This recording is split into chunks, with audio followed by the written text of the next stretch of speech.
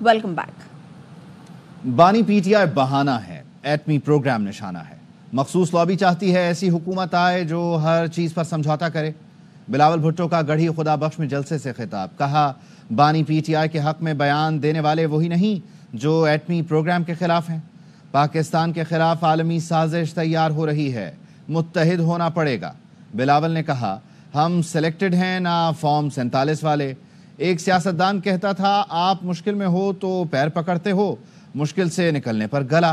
حکومت کے پاس اکیلے فیصلے کرنے کا اختیار نہیں۔ نہ سلیکٹڈ ہے نہ فارم 47 والے ہیں۔ ایک سیاستدان آپ کے بارے میں کہتا تھا جب مشکل میں ہو تو پیر پڑتے ہو، مصیبت سے نکل جاتے ہو تو گلا پکڑتے ہو۔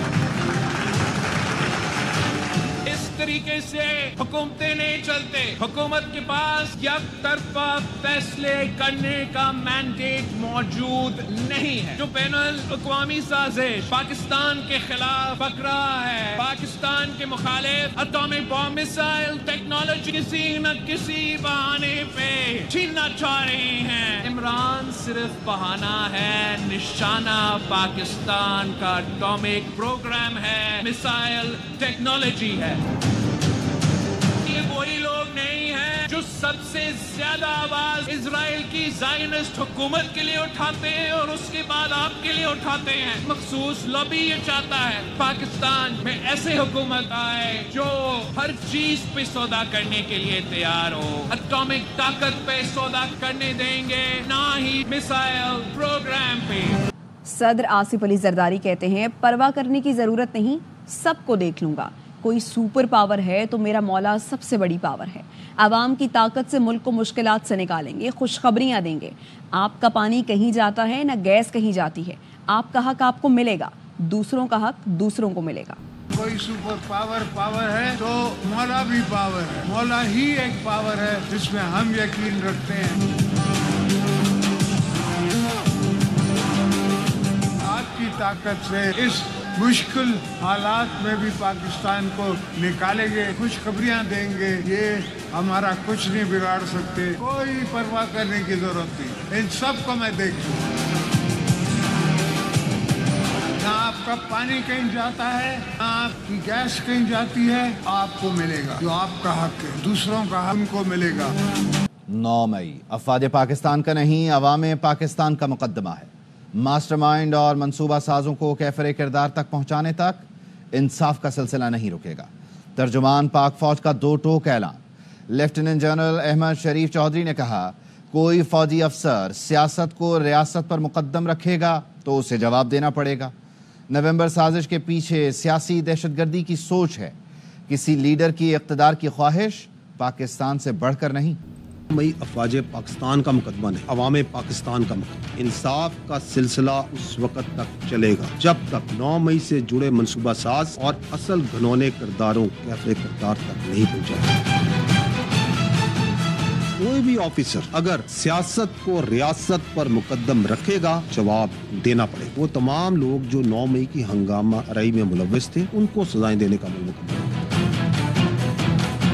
بیانیہ بنایا جا رہا تھا، فوج نے خود حملے کروائے، ایجنسیوں کے بندوں کو خود اپنے قانون کے تحت سزائیں دے دی ہیں، ان انتشاریوں کو تو خوش ہونا چاہیے۔ اب وہ پریشان ہے، اقتدار کی ہوس میں منافقت اور فریب کی آخری حدوں کو پاس۔ مخصوص سیاسی جماعت کی طرف سے کی گئی نومبر سازش کے پیچھے سوچ سیاسی دہشت گردی، جب وہ سیاسی قیادت وہاں سے بھاگی، پہلے سے تیار شدہ social media content, fake content کو بڑی سپیڈ کے ساتھ ڈالا گیا۔ سیاست دانوں کا بیٹھ کر اختلافات حل کرنا خوش آئند ہے۔ ہمارے لیے تمام جماعتیں اور لیڈر قابل احترام ہیں۔ D G I S P R lieutenant general Ahmad Sharif Chaudhry کہتے ہیں صوبائی حکومت انتشاری سیاست کے بجائے کرم کے مسئلے پر توجہ دے۔ بیڈ گورننس کی وجہ سے کرم تنازع طول پکڑ گیا، مسئلہ صوبائی حکومت کو ہی حل کرنا ہے۔ ہمارے لیے تمام سیاسی پارٹیز، تمام سیاسی لیڈرز قابل احترام۔ خوشائند بات ہے سیاستدان مل بیٹھ کر بات چیت کے ذریعے اپنے اختلافات اور مسائل کو حل کرے، نہ کہ انتشاری اور پرتشدد سیاست۔ طرح کرم کا مسئلہ اور بڑے مسئلے ہیں ان کی طرف توجہ دی جائے، بجائے اس کے کہ اپنی انتشاری سیاست کو چلایا جائے۔ قبائلی زمینی تنازع ہے جس کو بلا وجہ طوالت دے کے اس کو کمپلیکس کیا جا رہا ہے، پرابلم کو سیاستدانوں نے حل کرنا ہے۔ سزا و جزا کے فیصلے آئین کے تحت عدالتی نظام کے ذمے ہیں۔ دفاعی اداروں کی عدالتیں لگانے سے انصاف اور ریاست کے نظام پر نہایت مہلک اثرات مرتب ہو رہے ہیں۔ سیکرٹری اطلاعات پی ٹی آئی شیخ وقاص اکرم کہتے ہیں پرامن احتجاج ہر سیاسی جماعت کا حق ہے۔ 9 مئی پر دھونس دھمکیوں کے بجائے حقیقی شواہد بشمول سی سی ٹی وی فوٹیج کی بنیاد پر اعلیٰ سطح کا آزادانہ عدالتی کمیشن بننا چاہیے۔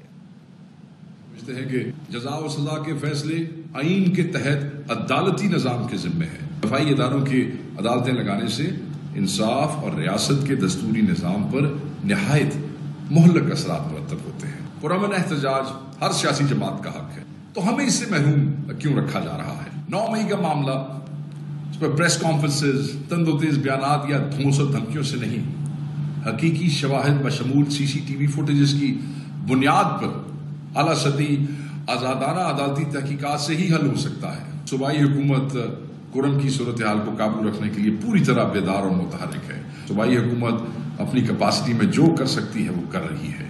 محض زبانی جمع خرچ یا بیان بازی سے وہ ذات کشید کرنے کی بجائے ریاست ذمہ داری کا مظاہرہ کرے اور اپنی سوچ اور اپنے رویے میں سنجیدگی لائے۔ رخ کرتے ہیں کراچی کا، جہاں پر مختلف علاقوں میں احتجاجی دھرنوں سے ٹریفک نظام درہم برہم ہو گیا ہے، جس سے شہری رل گئے ہیں۔ ٹریفک پولیس نے بھی ہاتھ اٹھا لیا۔ کرم واقعات پر شہر کے 11 مقامات پر احتجاج کیا جا رہا ہے۔ مزید بتائیں گے سلمان لودھی۔ علاقوں میں 10 سے زائد مقامات پر ہونے والے احتجاج اور دھرنوں کی وجہ سے شہر قائد میں ٹریفک کا نظام درہم برہم ہو چکا ہے۔ اس وقت میں ملینیم مال کے قریب روڈ پر موجود ہوں، جہاں پر شارع فیصل سے آنے اور جانے والے دونوں ٹریک پر بدترین ٹریفک جیم کی صورتحال ہے۔ مسافروں نے اب رانگ وے سفر شروع کر دیا ہے۔ یہی صورتحال شارع فیصل میں بھی دیکھنے میں آ رہی ہے۔ مسافر رانگ وے سفر کر کے اپنے گھروں کی طرف لوٹ رہے ہیں۔ 4 بجے کا نکلا وہ لانڈی قائد آباد سے، نہ پیٹرول کا کوئی وہ ہے، جانے کا کوئی راستہ ہے، نہ کوئی آنے کا کوئی راستہ ہے۔ کوئی بیمار ہوگا، کوئی زخمی ہوگا۔ رانگ میں آنے والے گاڑیوں کی وجہ سے گاڑیوں کی طویل قطاریں لگ گئی ہیں۔ ٹریفک پولیس بھی یہ کہتی ہے کہ جتنے بھی ڈائیورژن پوائنٹس ہیں ان کے وہ ختم ہو چکے ہیں۔ نمائش چورنگی پر احتجاجی دھرنا جاری ہے۔ اصفہانی روڈ ہے، یونیورسٹی روڈ، ملیر کے مختلف مقامات پر احتجاج جاری ہے۔ شارع فیصل پر شاہ فیصل کے مقام پر اسٹیل ٹاؤن موڑ کے قریب بھی احتجاج کی وجہ سے ٹریفک کا نظام درہم برہم ہو چکا ہے۔ سروس روڈ سے ٹریفک کو چلانے کی کوشش کی جا رہی ہے، رہائشی علاقوں میں ڈائیورٹ کیا جا رہا ہے۔ کئی مسافر ایسے ہیں وہ صبح بھی پریشان تھے اور شام کے اوقات میں جب گھر لوٹ رہے ہیں تو بھی ان کو پریشانی کا۔ کراچی میں شارع فیصل سمیت مختلف علاقوں میں احتجاج کی صورتحال آپ کے سامنے ہے۔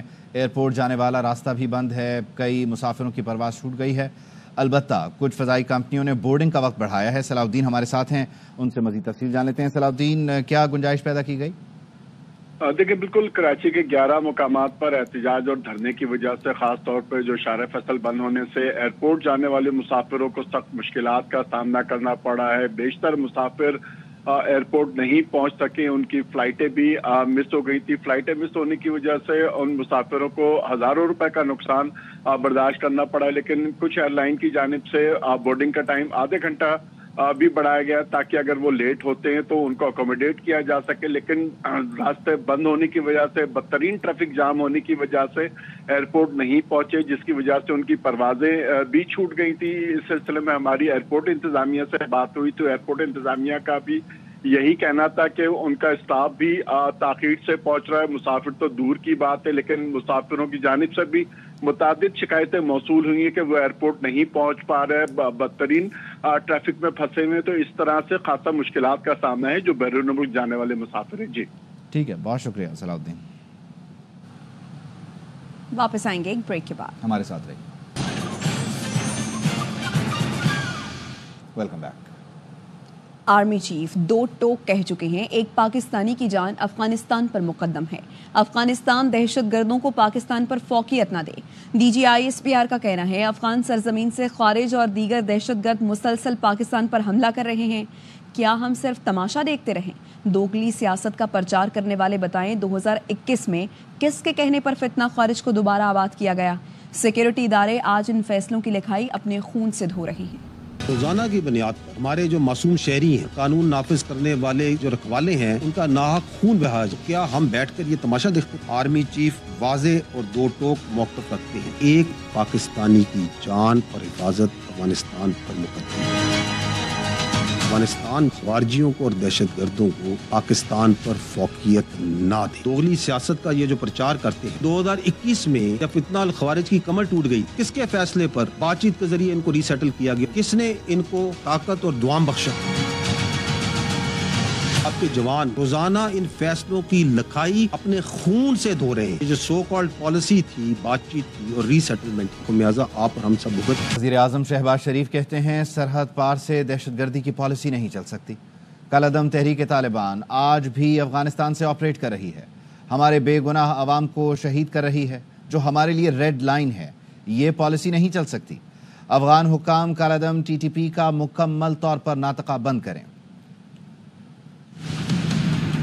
ہماری یہ خواہش ہے کہ افغانستان کے ساتھ تعلقات بہتر ہوں، معاشی میدان میں تعاون کریں. بدقسمتی ہے کہ تحریک طالبان پاکستان وہاں سے آج بھی آپریٹ کر رہے ہیں، پاکستان کے اندر بے گناہ لوگوں کو شہید کر رہے ہیں. یہ پالیسی نہیں چل سکتی. ٹی ٹی پی کا مکمل طور پر ناطقہ بند کریں. کسی صورت بھی ان کو اجازت نہیں ہونی چاہیے کہ پاکستان کے بے گناہ لوگوں کو وہ شہید کریں. ہمارے لیے ایک ریڈ لائن.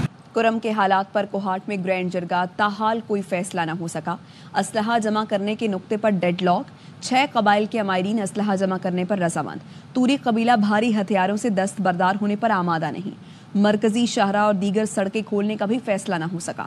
صوبائی مشیر اطلاعات بیرسٹر سیف نے بتایا معاہدے پر کل یا پرسوں دستخط ہو سکتے ہیں. وزیر اعلیٰ علی امین گنڈا پور کہتے ہیں امید ہے مسئلے کا جلد پرامن حل نکل آئے گا.